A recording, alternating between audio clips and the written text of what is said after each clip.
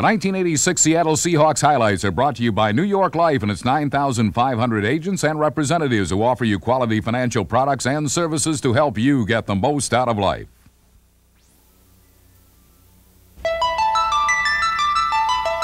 Some 500 years ago, William Shakespeare wrote, "All the world's a stage, and the people merely players."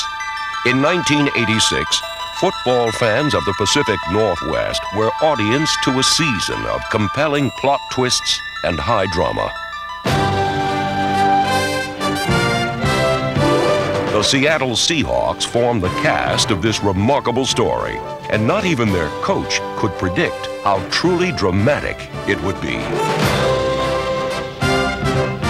Chuck Knox was impresario to a plotline that was filled with all the elements of a great saga. There were the collective heroics of a defense that could alter a game's course with one bold stroke.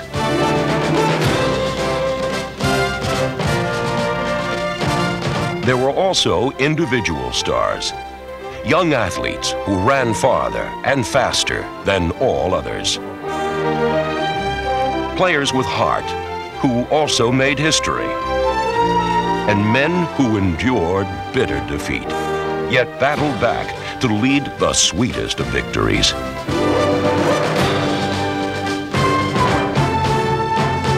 Here's the toss to Warner from the 40-yard line, takes off over left guard to the 45 to the 50, breaks into the secondary. He beats him, he's on his way. Goodbye, Denver, touchdown Seahawks, Kurt Warner. It was a season of stirring theater, a season quite unlike any the Seahawks have ever produced.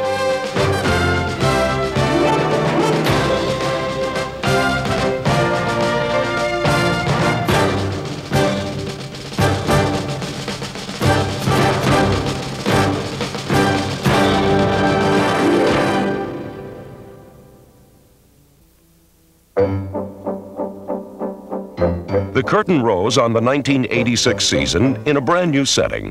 The Seahawks' modern headquarters was finally finished and in full operation.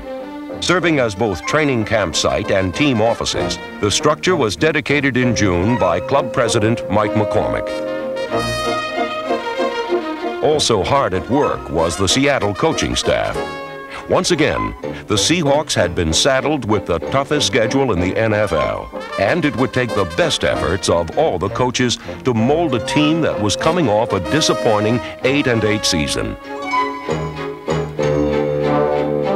By the end of training camp, the staff had their players primed and off to the best start in team history, beginning with an opening day demolition of the Steelers.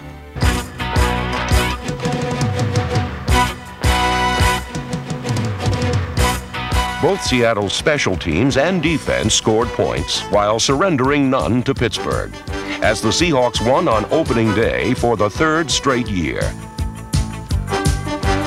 Quarterback Dave Craig fired 2 touchdown passes, and halfback Randall Morris dashed 49 yards for another score as Seattle breezed to a 30-0 win, the first time anyone had shut out Pittsburgh since 1982.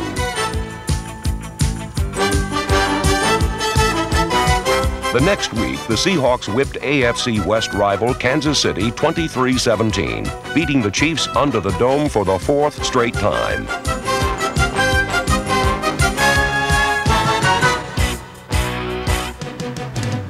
After 2 consecutive victories at home, Seattle found themselves in trouble at New England, trailing the defending AFC champions by 10 with less than 6 minutes to play. But 24 fourth-quarter points, some long-distance passes, and a blocked punt for a touchdown by rookie Patrick Hunter and the Seahawks special teams turned the tide. It erased the huge Patriot lead and gave Seattle a thrilling 37-31 comeback win. Craig has a look. Now he's delivering one deep down the right side. Butler's there at 25. He's got it. He's down the sideline. Touchdown, Seahawks! Holy smoke, do you believe it? Seattle's explosive offense had them dancing in the aisles, and one reason for this success came from a revamped offensive line. Along with 4 new starters came a new blocking system that produced immediate results. Instead of taking on a single defender, Seattle's linemen turned to combination blocking, a help-thy-neighbor approach that opened running lanes and made life easier for John Borchardt, Connie Kaye, Kurt Singer, and tackle Mike Wilson. By doing combination blocks, you can fire off the ball because you know you've got some help. And so it allows you to come off the ball even more and attack them more than kind of being hesitant. So that works out much better. Wilson joined centers Will Grant and Blair Bush, guard Edwin Bailey, and emerging stars Ron Mattis and Brian Millard, along with a crunching young blocker in the backfield. In his first season, number 32, John L. Williams, became the best fullback in team history. He blocked brilliantly, rushed for over 500 yards, and finished third on the team in pass receptions. The balance Williams brought to the Seahawks offense was just part of an overall strategy that worked to Seattle's advantage. We like to establish the running football game, but in the back of our minds, we know that we can throw the football. We have Steve Largent, Daryl Turner, Ray Butler, Byron Franklin, Paul Scanzi, and so on. We are very confident in the fact that we can throw the football. And I'm very confident in my ability to get the football to these people. Dave Craig had every reason to pass with confidence, for Seattle's receiving corps was the deepest and most talented in franchise history.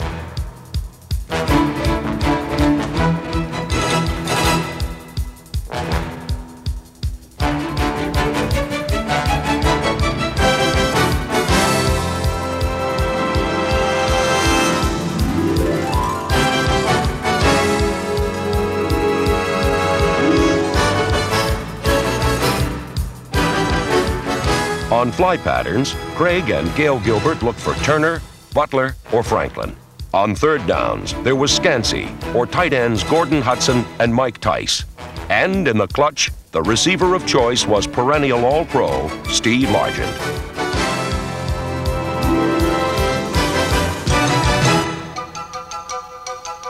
At this point in my career, I'm the person that the Seahawks look to, in clutch situations. They're going to try to get the ball to me, and that's the type of situation that I look forward to.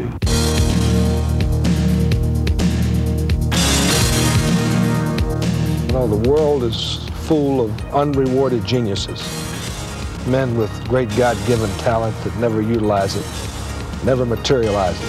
Steve maximizes his God-given talent. In 1986, Chuck Knox and the rest of the Seahawks watched Largent set NFL records in spectacular fashion.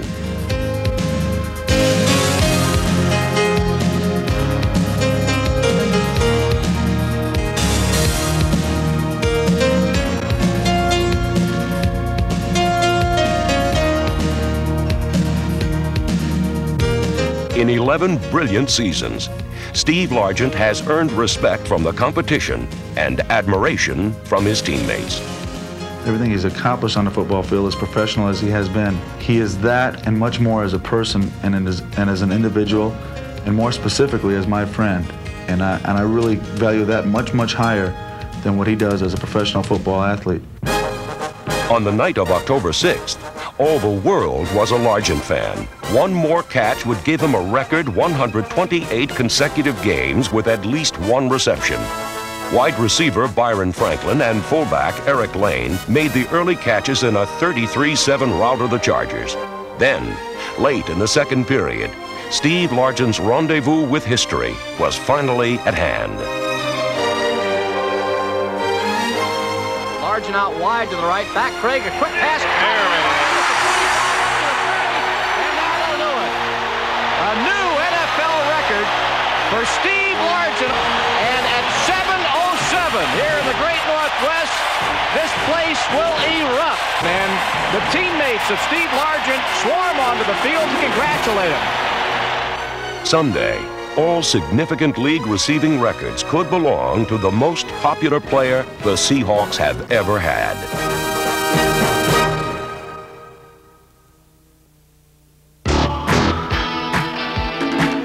In 1986, the Seahawk defense posted some show-stopping numbers. No team in the AFC allowed fewer points, and no other NFL club posted more shutouts.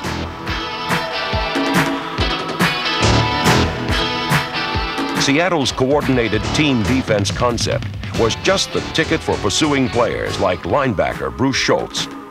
The main thing we do is you take care of your responsibility and then go help out the other way. If your responsibility is taken care of and anything you have to do after that is just a plus. We're not a real big defense, but we like to move around a lot and out-quick the guys.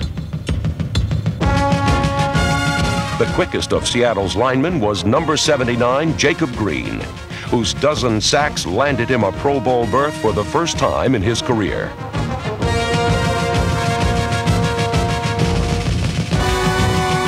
Nose tackles Joe Nash, Randy Edwards, and Reggie Kinlaw continued to pose problems for teams who tried anything up the middle. And despite nagging injuries that persisted all season, number 77, Jeff Bryant, was still a dominant pass rushing force.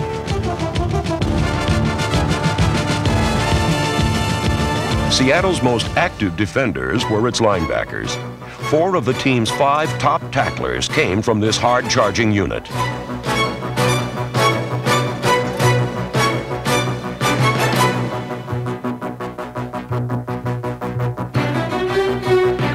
Bruce Schultz, Keith Butler, Greg Gaines, and Fred Young all had career seasons, making themselves one of the better linebacking crews ever to wear Seahawk colors. Fred Young continued to turn opponents' colors black and blue on special teams and went to the Pro Bowl for the 3rd straight year, this time on his merits as one of the NFL's most combative linebackers.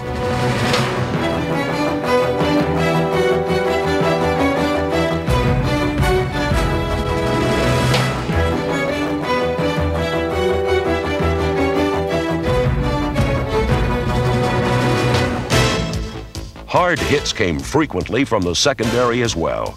Some of the toughest shots were delivered by number 45, safety Kenny Easley, until injuries ended his season. But there was no shortage of aggressive safeties on this team. Number 21, Paul Moyer, had his best year as Easley's replacement. And first-year starter Eugene Robinson, number 41, always seemed to be exactly where the football was. Seattle boasted one of the league's most talented defensive backfields, with Kerry Justin, Gregory Johnson, Eddie Anderson, and Terry Taylor. And as the league's most seasoned cornerback, number 22, Dave Brown, continued to lead this hard-hitting secondary.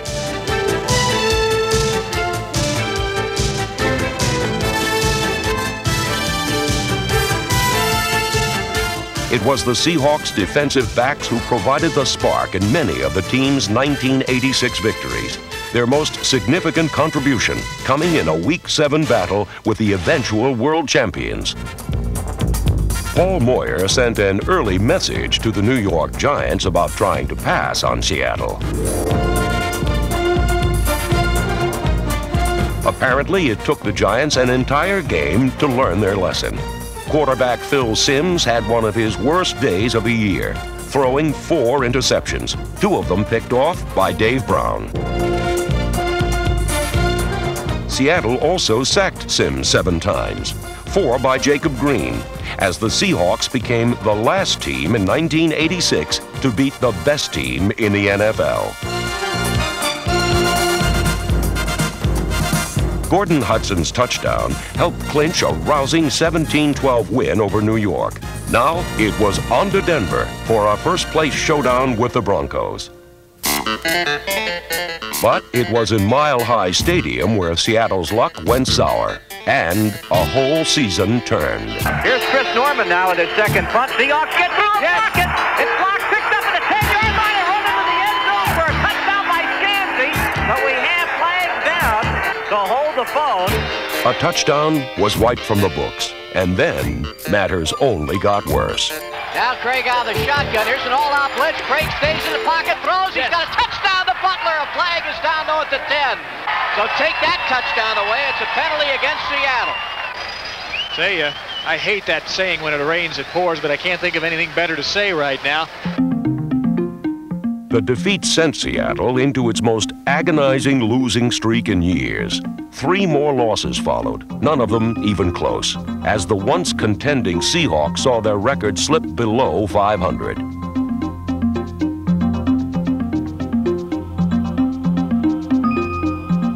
Veterans like Kenny Easley knew it was time the players took a long, hard look in the mirror. And I think that's the way you solve any problem, is the people that are directly involved in making the outcome different have a genuine concern about it. The players came with a dogged determination to turn the season around. We were more thoroughly embarrassed than our fans, and our fans were very disappointed. It was the players that took the initiative. Leading the comeback was Seattle's special teams, from punter Vince Gamache to Michael Jackson, Glenn Hyde, John Kaiser, and Sam Merriman. Their rugged play helped keep Seattle's fading hopes alive. Special teams, it's a different type of player. It is a kamikaze type. You have to have the attitude that you're willing to light your hair on fire, in a sense, and go down there and cause a wreck. Merriman and the special teams were the difference in a Week 12 win over the Eagles.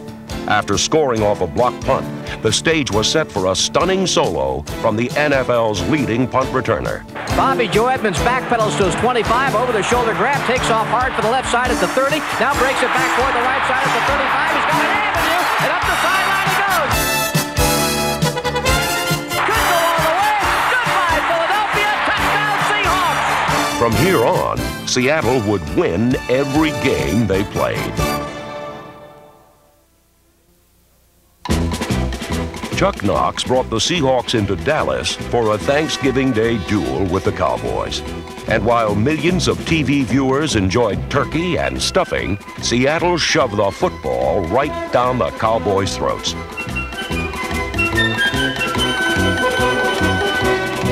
Dave Craig orchestrated one of the best offensive performances of the season, scoring 1 touchdown and passing for 2 others.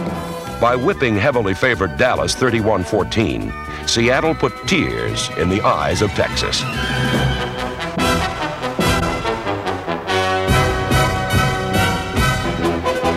Number 28, Kurt Warner, also contributed, slashing his way to 122 yards and a touchdown.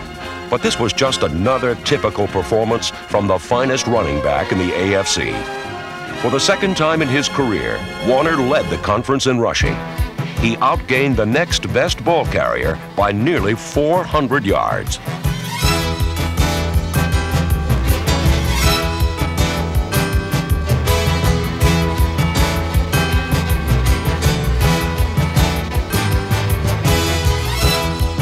For opponents like Chargers linebacker Billy Ray Smith, playing against Warner was nothing short of a nightmare. Kurt Warner, the thing that makes him so hard to bring down and stop is that he's such a great cutback runner. Kurt sees a gap, he'll cut back and hit that. Probably the best cutback runner in the game right now. Warner's surgical moves sliced defenses to ribbons and allowed Kurt to break his own club rushing record. Along with 13 touchdowns, there was simply no other runner in the conference who did more for his team than Kurt Warner.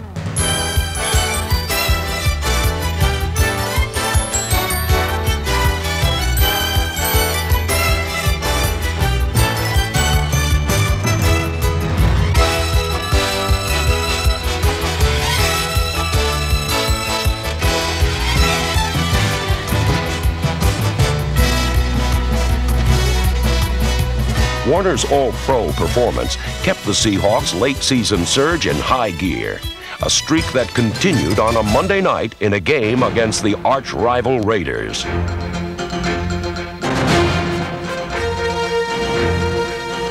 Seattle's relentless defense forced 4 turnovers and logged a team record 11 sacks, as the Seahawks handed the Raiders their most humiliating defeat in a quarter century.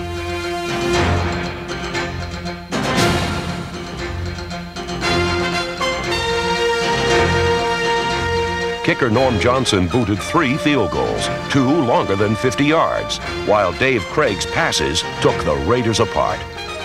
Craig will operate out of the shotgun, fires the end zone, ball is caught, touchdown Seahawks! And I mean to tell you, Craig just shot that ball. Once benched at midseason, Craig was now the undisputed leader of the offense, rallying the team with inspiring play. Over the season's final weeks, no other quarterback in football had a hotter hand than David Craig. Having easily disposed of the Raiders, Craig continued to light up the skies the following week, firing 4 more touchdowns in a 34-24 thrashing of the Chargers. The stage was now set for a season-ending showdown with a familiar foe.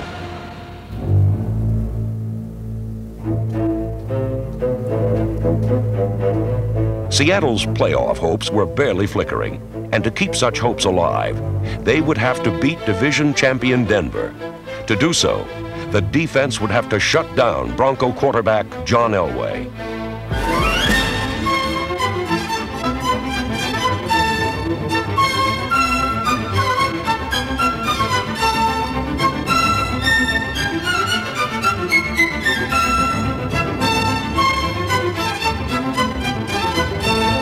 While the Broncos' attack was held in check, the Seahawk offense could do no wrong, as Seattle's acrobatic receivers caught everything Dave Craig sent their way.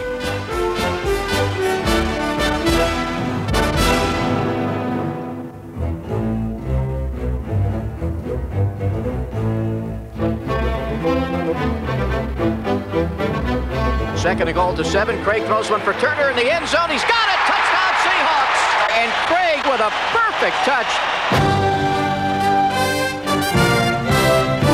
Seattle's passes shot Denver down. And then Kurt Warner ran the Broncos right out of King County. Here's the toss to Warner from the 40-yard line. Takes off over left guard to the 45 to the 50. Breaks into the secondary. One man to beat. He beats him. He's on his way. Goodbye, Denver. Touchdown Seahawks. Kurt Warner. Well, that's kind of a fitting way to maybe end the afternoon here.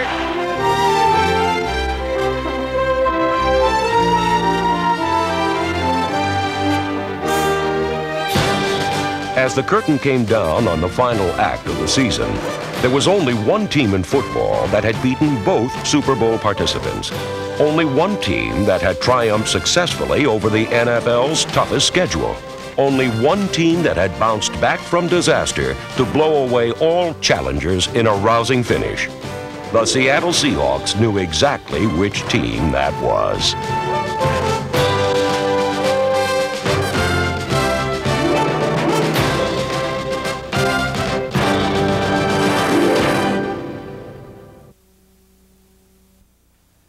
The 1986 Seattle Seahawks highlights were brought to you by New York Life and its 9,500 agents and representatives who offer you quality financial products and services to help you get the most out of life.